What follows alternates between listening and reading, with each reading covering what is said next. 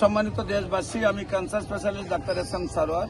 বিশেষ করে আপনারা জানেন যে সারা ওয়ার্ল্ডের ডাক্তারদের বক্তব্য ক্যান্সার হলে আনসার নেই।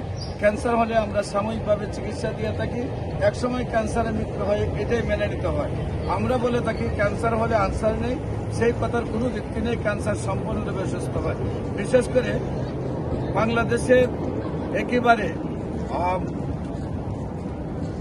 যে প্রাণকেন্দ্র ঢাকাতে রেলমন্ত্রী মুজিবুল হক সাহেবের প্রধান গানম্যান মুস্তাফিজুর রহমান, তার ভাই শেরপুর সদরের হাসুমিয়া, যাদের পরিবারে 10 জন এমবিবিএস ডাক্তার রয়েছে, সে ক্যান্সার চিকিৎসায় বাংলাদেশ, ইন্ডিয়া, সিঙ্গাপুরে চিকিৎসা করে যখন সুস্থ হয় নাই, একেবারেই যখন বিছানায় শয্যায়, তখন আল্লাহ রসুল মতে আমার কাছে নিয়ে আসছেন 4-5 জনে গুলে করে ধরে। তারপর আল্লাহ রসুল মতে চিকিৎসা শুরু করি।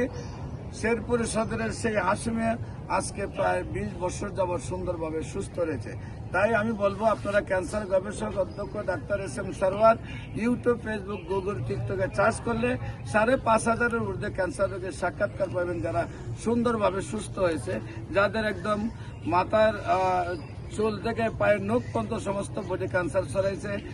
ডাক্তাররা বলছেন যে সমস্ত বডিতে ক্যান্সার, তার ভালো হওয়া সম্ভব না, সেই রোগীরাও সুস্থ হয়েছে।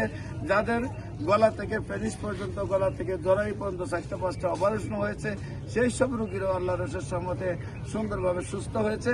বিশেষ করে আমি বলবো, ক্যান্সার হলে আনসার নেই, সেই কথার কোনো ভিত্তি নেই। ক্যান্সার, কিডনি, থ্যালাসেমিয়া, এইডস রোগ সম্পূর্ণরূপে সুস্থ হয়। বিশেষ করে যে কোনো প্রয়োজনে স্ক্রিনে দেওয়া নম্বরে যোগাযোগ করার জন্য আহ্বান জানাচ্ছি। আমি রোগী দেখি শনি রবি সকাল 10টা থেকে বিকাল 5টা, জাতীয় মসজিদ বাইতুল মোকাররম, মেন গেট আল্লাহ লেখা বরাবর, বাইতুল গৌ লিফটের 11, এবং মঙ্গল বুধ বৃহস্পতি হবিগঞ্জ রুকে দেখি, হবিগঞ্জ পপুলার জেনারেল হাসপাতাল, হবিগঞ্জ বাস স্ট্যান্ড।